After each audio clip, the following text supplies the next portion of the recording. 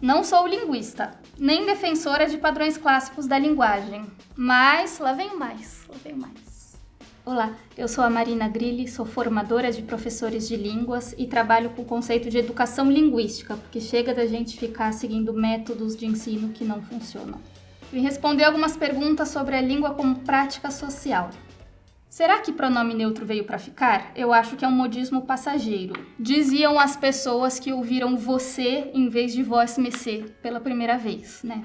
Enfim. Se não veio para ficar, isso significa que a gente tem que combater, que a gente tem que silenciar as vozes que reivindicam essa linguagem mais inclusiva? Não. Se vai passar ou não, vamos esperar e ver, porque olha, tem gente comprometida em fazer isso dar certo, viu? E eu sou uma delas. Até hoje não vi um linguista defendendo a linguagem neutra, apenas doidinhos que acham que sabem do que estão falando.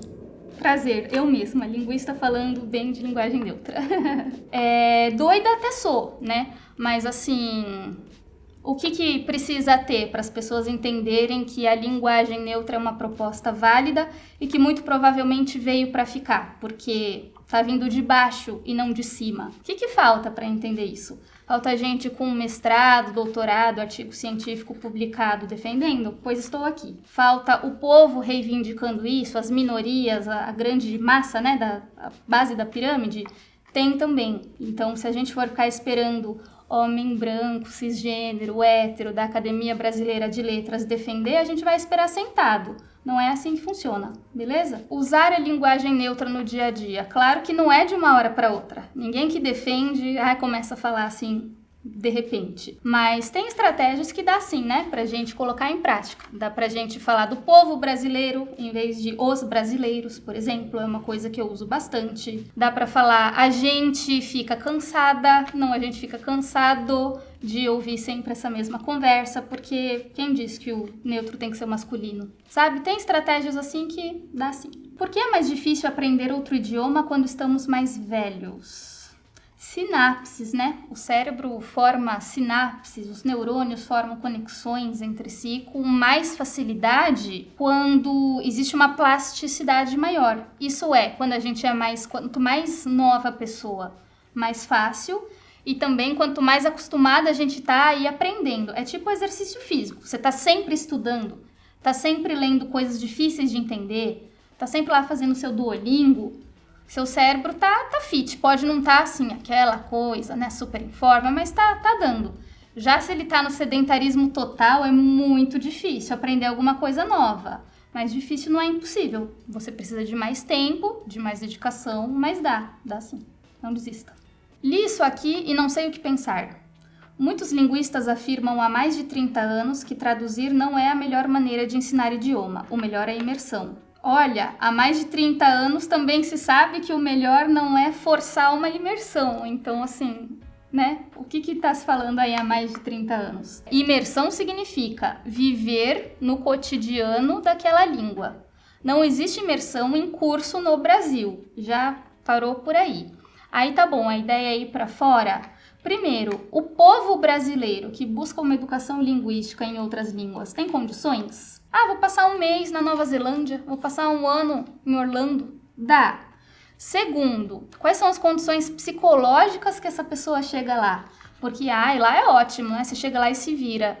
É sim. Quantas pessoas terminam seus intercâmbios antes do que pretendiam, porque foi traumática a experiência, seja como for. Então, assim, falar que isso é o melhor, também, de certa forma, reproduz a nossa ideia do sistema educacional, da cultura educacional do Brasil, que o bom é assim, jogar a criança na água e esperar ela aprender a nadar, sabe? Não é, gente, não é. Tem como ensinar de uma forma que não seja violenta, cruel, que não seja punitiva. Mas a gente meio que não sabe isso no Brasil, né? A educação no Brasil sempre foi essa repressão toda. E aí a gente fica achando que o melhor é chegar lá com uma mão na frente e outra atrás e ter que procurar onde dormir, senão você vai passar fome. Olha só que legal esse jeito de aprender. É verdade que a cloroquina da linguística é a gramática normativa? Nossa, sim, é verdade. Nunca pensei assim. Parabéns.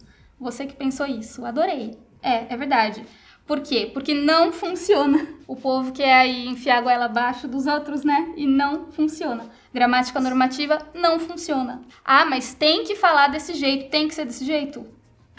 Cadê? Eu falo, você entende, você fala com outra pessoa. E a gente usa a linguagem que tá tendo no momento e, né, a gramática normativa vai dizer que tá errado. Só que não, você sabe que não tá. Você tá se comunicando. Então é isso, é a cloroquina, é melhor jogar no lixo mesmo. Eu odeio essa onda de palavras para tirar do seu vocabulário com fake news linguística, mas denegrir eu acho bom que parem de usar, porque não gosto da sonoridade. Olha, palavras para tirar do seu vocabulário, tem várias assim, né? Vamos deixar isso muito claro, a coisa ficou preta, tem várias assim. Algumas realmente vêm de uma história racista da língua. Outras não vêm daí. Não vem. As palavras têm etimologia, que é de onde elas vêm, as frases, os chunks de comunicação, os discursos prontos, vêm de algum lugar e às vezes não é de um contexto racista. Porém, se hoje são percebidas como racistas pelas pessoas racializadas, acho que não custa nada, né, a gente se esforçar um pouquinho para tornar a língua melhor para todo mundo. Eu não gosto de usar denegrir porque não gosto da sonoridade. Sonoridade, sério. Sério, num dos países mais racistas do mundo, você quer parar de usar a palavra denegrir porque, ela soa mal? Acho muito curioso que você dificilmente vê alguém da área de letras dando pitaco em outras áreas da ciência, tipo medicina, matemática, direito. Mas é absurdamente comum ver todo mundo querer dar pitaco em literatura, linguística, pedagogia, sem nunca ter lido material sobre. Alguém deu uma pessoa para esse Oscar. A língua, por um lado, é propriedade de todo mundo, né? Isso que a gente defende aqui. Todo mundo usa a língua e pode usar a língua e tem que se apropriar dela e, enfim, modificar e fazer o que for melhor para a comunicação, para a sua expressão, né? Para ser melhor compreendido. Então faz sentido, nesse ponto, que todo mundo tenha opiniões sobre a língua. Mas essa que é a grande dificuldade das ciências humanas, né? Assim, tem quem é cientista, quem estudou para isso. Mas também não é para excluir a população, é para incluir a população. Mas também, se a pessoa que não estudou for opinar, a opinião dela não é como a de um cientista. Mas a gente também não quer hierarquizar o conhecimento. Enfim, é delicado. Claro que, em último caso, a gente busca as pessoas que têm conhecimento para falar de alguma coisa sob uma determinada perspectiva que a gente quer. Então, assim, a perspectiva aqui é de que a língua é do povo. Todo mundo tem o mesmo direito de usar a língua como quiser. Tem gente que é da gramática normativa, que acha que a língua tem que ficar no museu intocada.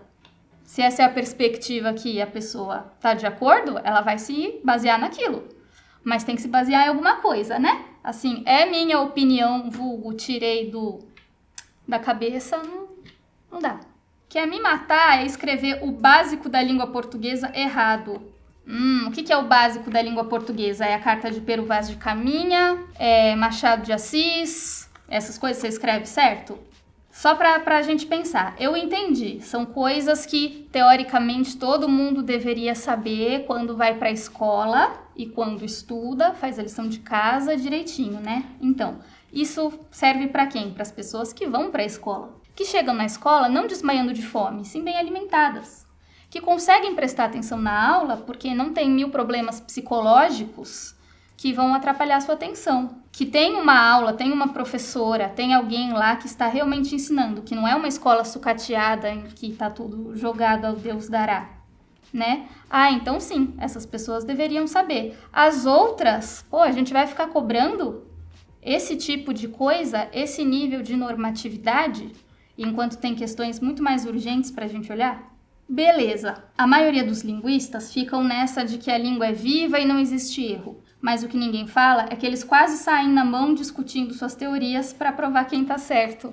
Eu queria muito xingar isso aqui, mas é verdade, eu vou falar o quê, sabe? Assim, a língua é viva e não existe erro quando a situação comunicativa funciona.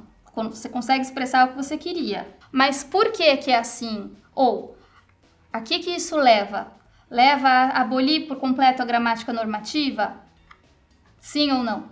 Leva a aceitar propostas do tipo linguagem neutra de gênero ou do tipo palavras do inglês no meio do português, nível Faria Limers? Sim ou não? Então é mais o porquê que a gente concorda com isso ou com aquilo. Ciências humanas é isso. Por que você pensa assim? Não é só o que você pensa. Mas se você consegue se comunicar, não tá errado. Vamos ficar com essa. Qual foi a primeira língua falada pelos humanos? Ai, que pergunta capciosa, porque assim, tem registros do surgimento das línguas, do tupi, do antigo nórdico e qual que veio antes. Ai, tá, tem isso, que também não é a minha área. Mas língua, o que é língua? Qual foi a primeira língua? Na verdade, é a seguinte pergunta. Qual foi a primeira língua reconhecida como língua? Porque separar uma língua, tipo um bloquinho fechado, isto é uma língua. Saiu um A, uma pronúncia diferentezinha, já é outra língua, isso é artificial. Isso vem da Europa. Isso vem da mentalidade colonizadora, mesmo um pouco antes das grandes navegações. Então, língua, bem, né? Qual foi a primeira língua? De um certo ponto de vista, dá para dizer que foi o espanhol, porque foi a primeira língua que influencia a gente aqui no Brasil a ser gramaticalizada. O cara que escreveu a primeira gramática do espanhol apresentou para a rainha, falando assim: esse aqui é o instrumento que a gente precisa para colonizar as Américas, porque a nossa língua agora é oficial, é uma língua de verdade, a gente vai levar isso para as Américas. Então essa é a história da invenção de uma língua. É gramática, é poder, é imposição. Antes do espanhol tinha o latim e antes teve um monte de outras línguas. Então já aproveitando o ensejo aqui, né? O que é a primeira língua? Porque tem língua e tem dialeto, certo? Errado. Uma língua é um dialeto que tem um exército. Essa é uma frase anônima que vive sendo citada aí pela internet. Não sei de quem é mesmo, mas assim, o que define o que é uma língua, o que é uma variantezinha de uma língua? O que define que o português é uma língua, o espanhol é outra língua. Línguas separadas, nada a ver. Mas o sulista e o nordestino dentro do Brasil são a mesma língua. Sendo que a porcentagem de compreensão é tipo a do português para o espanhol, né? Você entende quase tudo, tem coisa que não. Você consegue falar mais ou menos imitando, mas nem tanto assim. Então, o que é uma língua? Não sou linguista, nem defensora de padrões clássicos da linguagem. Mas, lá venho mais. Mas em uma década a coisa do inglês explodiu. Gaslighting, ghosting, mansplaining, manspreading, maninterrupting, slut-shaming, woke, gatekeeper, shipping, crush. Não gosto disso. Eu não gosto de uma dessas palavras só, que é a única que eu não conheço. As outras eu gosto, porque eu entendo. Mas o que é a questão do inglês, né? Tem termos na nossa língua para aquilo? Às vezes tem, mas a gente não usa porque por algum motivo saiu de moda. Por que saiu de moda? Porque é mais bonito falar uma língua, tipo o inglês, que pouca gente entende, que pouca gente tem acesso. É uma forma não de se expressar melhor, mas de marcar classe social. Chato. Só que às vezes não tem equivalente em português, não tem uma palavra. Será que a gente poderia criar? Mas aí o povo chato do conservadorismo também ia falar, estão inventando palavra, né? Gente, não dá para agradar todo mundo. Se você não gosta, não use. Tem a questão do marcador de classe social, porque você vai usar uma palavra como essa diante de alguém que provavelmente não entende, você não está se comunicando, você está querendo humilhar a pessoa. Aí não dá, a língua não é para isso, a língua é para se comunicar. Se rolou a comunicação, pode ser em russo, cara, entendeu? Tanto faz. Etimologia não é e nem deve ser a única ótica sob a qual a gente analisa uma palavra. Anota isso aí que é bem importante, coleguinha que está assistindo. Sim, concordo. O que conta para a gente analisar uma palavra ou um discurso, né, uma frase, é que impactos ela tem na sociedade, que impacto ela tem sobre quem está falando, está produzindo aquele discurso e quem está recebendo, naquele contexto tipo sala de aula, dentro de uma escola pública, dentro de uma cidade pequena, de tal estado, no Brasil, que está no sul global. É isso que vai determinar o valor, digamos, de uma palavra. Não é se ela vem do latim ou do grego, não é. Programação neurolinguística, PNL, não passa de uma pseudociência, né? Então, é delicado isso de pseudociência, sabe? Eu vou entrar num assunto muito tenso aqui. Mas o que é pseudociência? É algo que as pessoas fazem desde sempre.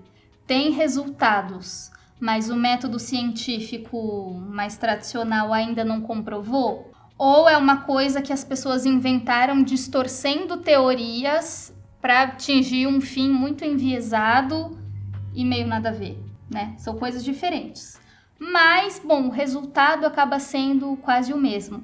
Para a gente ver se dá para levar a sério ou não alguma coisa que não tem o status de ciência, tem que se aprofundar no que é ciência dentro daquela concepção, de várias abordagens. É difícil, gente, ciência não é opinião. Mas programação neurolinguística meio que é um consenso que, assim, não dá para levar tão a sério assim, não.